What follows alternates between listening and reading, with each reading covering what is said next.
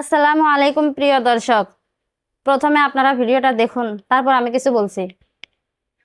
কিন্তু নামাজ পড়লে যে জান্নাতে যাব, এটা কোরআন শরীফে কোথাও নাই, কোথাও খুঁজে পাবেন না।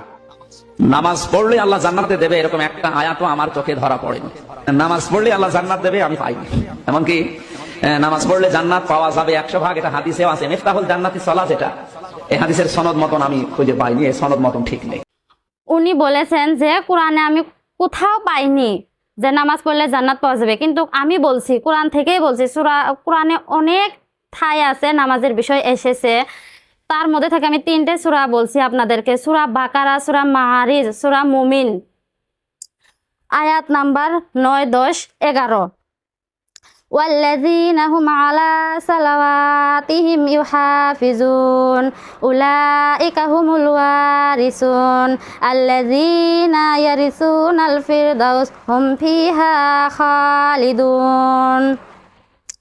যে আল্লাহ যাই নামাজের পাবন থাকবো, যাই এনি টাইম নামাজ পড়বো, তাই জান্নাতের ওয়ারিস হব, তাই ওয়ারিস হব, জান্নাতুল ফিরদাউস তার নসিব হব, আর তাই এনি টাইম জান্নাতুল ফিরদাউসের মধ্যে থাকবো।